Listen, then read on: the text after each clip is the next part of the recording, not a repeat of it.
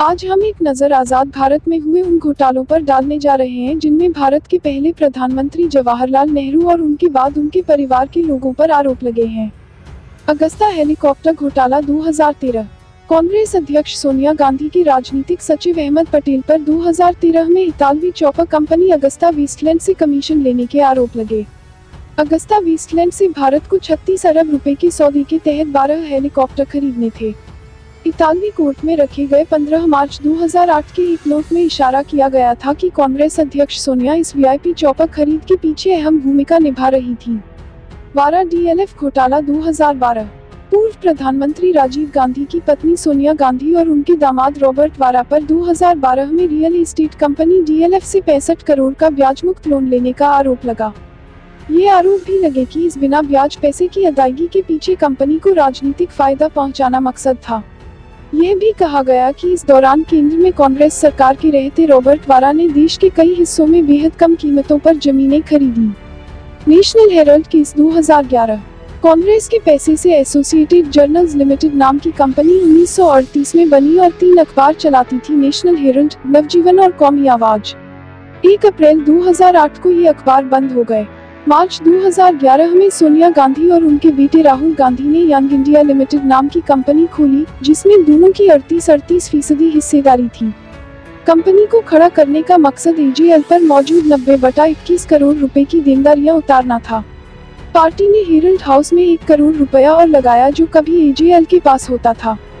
इस मामले में सोनिया और राहुल के खिलाफ सुब्रमण्यम स्वामी अदालत गए और संपत्ति के बेजा इस्तेमाल का केस दर्ज कराया।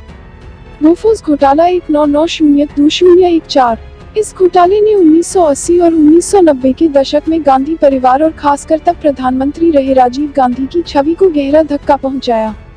आरोप थे कि स्वीडन की तोप बनाने वाली कंपनी बोफोर्स ने कमीशन के बतौर 64 करोड़ रुपए राजीव गांधी समेत कई कांग्रेस नेताओं को दिए थे, ताकि वो भारतीय सेना को अपनी 155 mm हॉवित्जर तोपें बेच सके।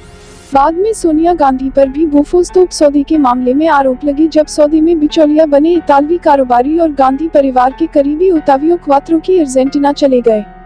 मारुति घोटाला 1973। कार कंपनी मारुति की स्थापना से भी पहले पूर्व प्रधानमंत्री इंदिरा गांधी का नाम मारुति घोटाले में आया था, जब उनके बेटे संजय गांधी को यात्री कार बनाने का लाइसेंस मिला था।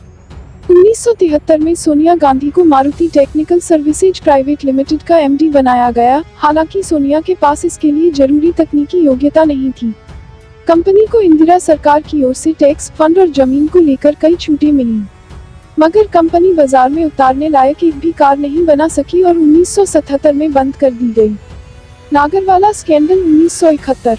सेना के एक पूर्व कैप्टन रुस्तम सोहराब नागरवाला ने प्रधानमंत्री इंदिरा गांधी की आवाज की नकल करके संसद मार्ग स्थित स्टेट बैंक ऑफ इंडिया की शाखा को फोन किया और उससे 60 लाख रुपए निकलवा लिए। घोटाला तब खुला जब नागरवाला ने पैसा लेने के बाद टैक्सी वाले को ढेर सारे नोट दिए। इसके बाद एसबीआई के हेड कैशियर वेद प्रकाश मल्होत्रा को इस्तीफा देना पड़ा। नागरवाला को पकड़ा गया और उनकी जेल में ही मौत हो गई। नागरवाला ने रुपए निकलवाने के लिए बहाना किया था कि प्रधानमंत्री दफ्तर के आदेश पर उन्होंने पैसा मांगा है और पैसा बांग्लादेश संकट से निपटने के लिए चाहिए। मुंद्रा स्कैंडल -1951। कलकत्ता के उद्योगपति हरिदास मुंद्रा को आजाद भारत के पहले ऐसे घोटाले के बतौर याद किया जाता है जिसे तब प्रधानमंत्री जवाहरलाल नेहरू से जोड़कर देखा गया। 1957 में मुंद्रा ने सरकारी इंश्योरेंस कंपनी एलआईसी के जरिए अपनी 6 कंपनियों में 12 करोड़ 40 लाख रुपए का निवेश कराया। यह निवेश सरकारी दबाव में एलआईसी की इन्वेस्टमेंट कमेटी की अनदेखी करके किया गया। जब तक एलआईसी को पता चला, उसे कई करोड़ का नुकसान हो चुका था। इस केस को प्रधानमंत्री जवाहरलाल नेहरू के दामाद फिरोज गांधी ने उजागर किया, जिसे नेहरू खामोशी से निपटाना चाहते थे क्योंकि इससे देश की छवि खराब हो सकती थी। नेहरू ने अपने वित्त मंत्री टीटी कृष्णामाचारी को बचाने की कोशिश भी की, मगर आखिरकार उन्हें इस्तीफा देना पड़ा। तो ये थे वो 8 आरोप जो आजादी से अब तक गांधी परिवार पर लग चुके हैं। आपका इन आरोपों पर क्या कहना है, कमेंट कर जरूर बताएं। हमारे साथ बने रहने के लिए हम अपने सभी व्यूअर्स और सब्सक्राइबर्स का तहे दिल से धन्यवाद करते हैं, क्योंकि आप हैं तो हम हैं।